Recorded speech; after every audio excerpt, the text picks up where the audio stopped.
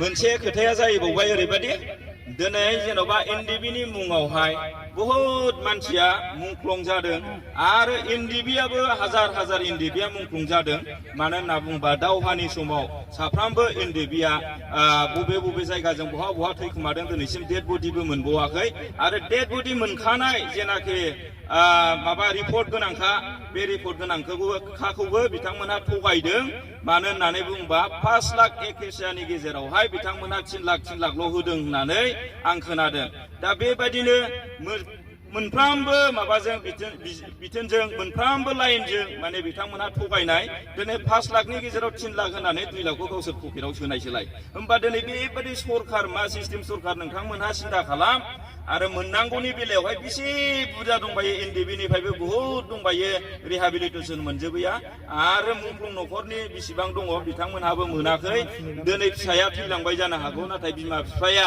दिनै फिसाखौ मोनासै बिसिनि जेनाखि नामजों जेनाखि गभर्नमेन्टआ जेनाखि अनसुंथाइ होदों बे अनसुंथाइनि गेजेरजों माबा मोनसे सिमां नुनानै बयबो थायो अब्ला बयबो गोजोननाय फैगौमोन नाथाय बेखौबो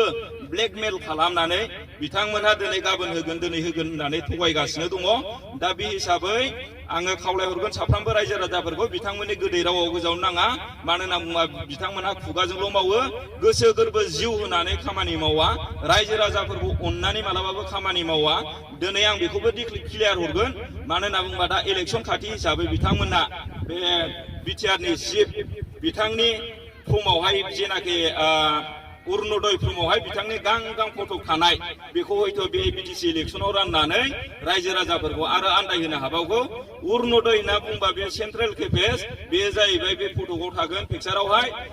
नरेन्द्र मदि सार आरो स्टेटनिफ्राय थागोन खिन्थु मालाबाबो सोरबा बिटिसिनि चिफनि फट'आ थाया दिनै एमपि इलेक्सन सिगां होदोंमोन बे समाव आङो लरेन्सजों दङमोन अब्ला आङो बे फर्मखौ नुनानै गोसो सिङाव आन्दायबाय थाबाय मा मावनाय जाखोलै बियो नंफाय थाबाय आंहा जेबो बुंनो हाला जेबो होनथावजाला आं खुद गावजोंनो दङ हिसाबै दा दिनैबो दाबो पिएम किसाननो अरुणोदयनो होगोन होननानै खोथा होनानै थगायनो हागौ आरो सिगां हरखानायखौबो दासिमबो होनो हायाखै आरो दा मोनसे गोदान मोनसे नटिस फैनानै दंबायोलाय जेनाखि पिएम किसाना एबार डकुमेन्ट जमा गोदान होफिनाबा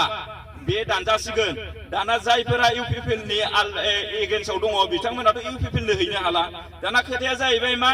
बेयो जाहैबाय जेनाखि दानि पिएम किसाननि जेनाखि फर्म गोदान फाथायफिननाय बे जाहैबाय इन्सुरेन्स रायजोफोर इन्सुरेन्स बेयो जाहैबाय मोनसे अरुणोदय दानजानाय अरुणोदय मोनफिननाय बे मालाबाबो नङा आं बेखौ स्पष्ट बुङो बे इन्सुरेन्स आरो बे इन्सुरेन्सखौ साफ्रोमबो रायजो राजाफ्रा जेसेबां खुलिनानै लागोन एसेबां हाबगाफ्रामबो बे इन्सुरेन्सनि फैसाया नोंनि एकाउन्टनिफ्राय लांजाबाय थागोन आं बेखौनो क्लियारलिफिकेसन हरो साफ्रोमनिसिमबो एसेनो